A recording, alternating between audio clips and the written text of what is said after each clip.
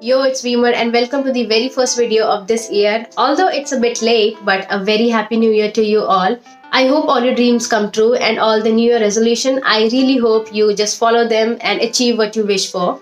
Now also, I welcome you to the most stacked anime schedule of all time. 2022 will go down as one of the greatest years for anime fans because of the major anime that will be coming out this year.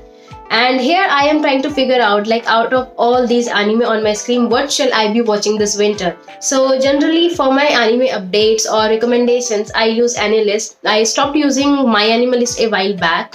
That was like the last year. And now I only use AniList for all kind of information regarding the anime. Out of all the anime which are airing this winter, I will sort by the popularity and let's just see that which anime I will be watching. And I also see only a few of you are subscribed to the channel. So if you guys really want to support, do consider subscribing to the channel because it really helps. And if you don't like the content, you can always change your mind later. The first on this list is obviously Attack on Titan, with the final season ended in March 2021.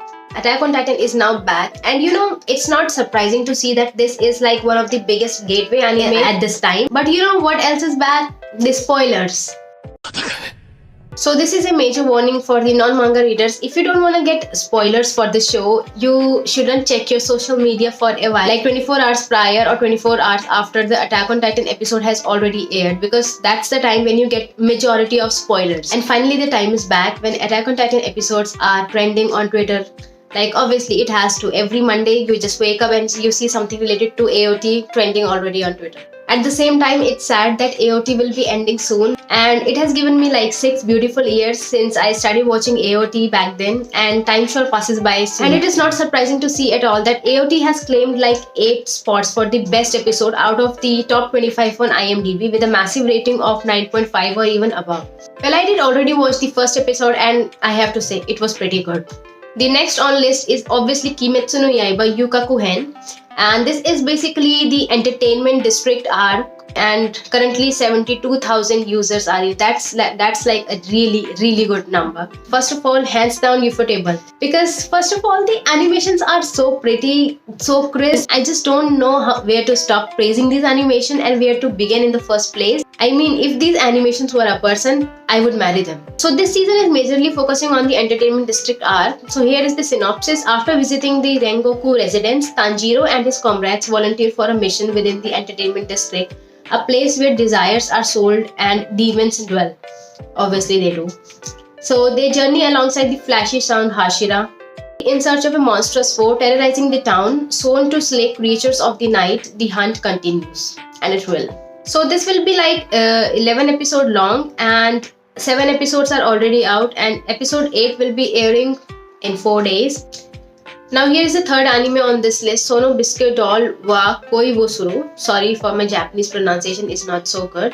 So this translates as My Dress Up Darling. So this anime, I wasn't sure whether I should watch it or not, but still I gave it a try, and believe me, it was pretty good. So running through the synopsis, high schooler Wakana Gojo cares about one thing, making Hina doll. With nobody to share his obsession, he has trouble finding friends or even holding conversation. But after the school's most popular girl, Marin Kitagawa, reveals a secret of her own. So after watching the first 2 episodes, I really feel that this anime is going to be wholesome, and the girl right here, I really like her personality because she doesn't take anybody's shit. Like, if they judge her for her hobbies or interests, they just don't belong in her life. And it's such a shame that people will judge you for very basic things like breathing, because it's the 21st century and you can absolutely get judged for anything. Moving on to the next anime on list, which is that what the... So you are telling me that people actually watch Arifurita. Like, who is excited to watch Arifurita? I watched like first episode of the first season of Arifurita, and then I was like, hold on, maybe it will get better. And then I watched the second episode and then the third episode. But it just keeps getting worse and worse. The CGI so bad. The story bland, basic, not even bland, it's bad. Like literally like bad, disgusting as fuck. And if you are like one of those people who really like Arifurita, it's right time you start questioning your life choices. Moving on to the next anime on list after this disgusting anime, it's Shumatsu no Harem. Okay. So let's go through the synopsis. The time is near future Tokyo, Japan. In 2040, Reito, a young man suffering from intractable disease, was to reunite with his childhood friend Erisa and decides to cold sleep to cure her illness. When he wakes up 5 years later, the world was undergoing a major transformation. The MK male killer virus kills 99.9% of the men on the planet. The ground was a super harem with 5 billion women for 5 men. Are you shitting my dick? The only reason I remember this series because this was actually going to air in fall 2021, but it was like delayed, and it's a special note over here also. I'm sensing like some cultured anime vibes from this. So am I going to watch it? Yes, I will watch it because why not? So which is the next anime on list? Vanitas no Karate Part 2. Okay.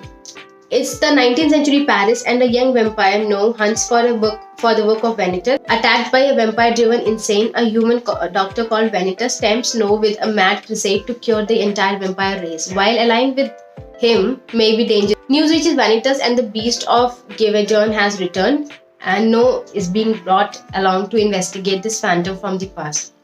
So about this anime, I have to say for the first season, I did watch like first few episodes I watched this.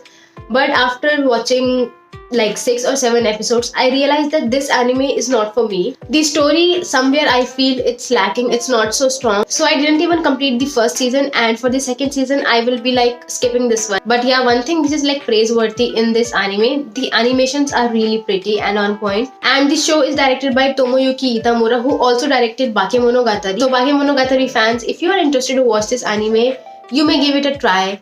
But as for me, I will be skipping this season for the anime. Which is the next anime on list? How a Realist Hero Rebuilt the Kingdom Part 2. This isekai, you have to believe me, it's actually pretty good. I watched the first season, couldn't complete, but since the second part dropped now, I might just complete and watch all the episodes of the first season and then start with the second season. Next anime on this list we have Sabikui Bisco. Okay, let's take a look at the synopsis. Japan's post-apocalyptic wasteland replete with dust can only be saved by one thing: fungus.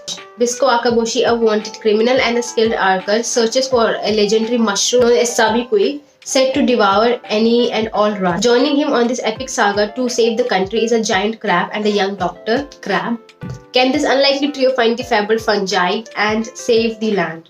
So I might check this out, but let's see. I haven't actually heard from anyone about this anime or whether I should watch it or not. Next anime on the list we have Koroshi Ai. Two assassins face off: the cool bounty hunter Shato and the mysterious and powerful Ryanga. Shato and Ryanga become enemies after this fight, at least they could have, but for some reason Ryanga takes a liking to Shato. Furthermore, the battle is related to her past as well.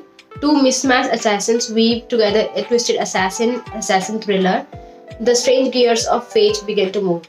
So the English name for this is Love of Kill, and I have watched like 1 episode for this anime. I have to watch like at least 4 or 5 episodes to decide whether this anime I will be finishing that or I will be dropping off. And yeah, if you're currently not watching it, I think you might give it a try. Next anime on the list we have Sasaki to Miyano. Sasaki and Miyano. Miyano spends his days reading BL manga and worrying about the soft features of his face. His world of fiction becomes reality when a chance encounter leads him to a high school senior Sasaki in the middle of a fight. Now Sasaki wants to spend every opportunity he can to get to know Miyano, and what was once admiration quickly turns into affection. I have actually watched 2 episodes for this anime, and I have to say the episode 2 was better than episode 1 because it reveals a lot more information about the characters, about the plot, but the overall plot seems cliche because after reading a lot of BL, I don't think this is something new. The first guy is totally in love with the other guy, but then he tries very hard to deny that. I mean, you don't have to deny that, just tell them that you like them. Worst, you can get rejected. So moving on to the next anime on the list. Takagi-san is actually an anime which I have not watched yet, like the first season. I never started with this anime. But yeah, I have heard like a lot of praise about this anime. So if I get the time, I will actually be trying this one. And after that, we have Orient. Moving on to that. Let's just go through the synopsis. Looking at the cover, it gives me like Bleach vibes or some Gintama vibes, some mixed vibes. I cannot really tell what it is. But let's go through the synopsis. At age 10, best friend Musashi and Kojiro sat in excited silence as Kojiro's father spun tales of evil demons who preyed on the innocent and the warriors who defeated them. Practicing swordplay, the two swear an oath to become the strongest in the world. But as they grow up, Kojiro turns cynical and Musashi comes to the realization that he can't overturn 150 years of demon rule on his own. He's being called a prodigy with epic kicks and he's almost ready to settle into a life of labor. Didn't seem that interesting, and I don't think I will be starting with this anime because I literally have like so many anime which I am watching right now. I'm watching Attack on Titan, I'm watching Demon Slayer, My Dress Up Darling, not Arifurita, Shumatsu no Harem, I will be watching that. I actually don't want to start with a lot of anime. I just want to start with those anime which I can actually follow week by week, because I just don't want to pile up all the episode and then watch at the end, because that never happens. So these are all the anime I will be watching this season, and if you have any other anime on the list which you think is worth watching but is not in my list, I am not watching it right now, you can please mention it in the comments below. I will be happy to see the comments. So this is pretty much all about the video, and I will see you guys in the next video. And make sure you tell me in the comments which anime are you watching right now. Till then, bye bye and take care. See you.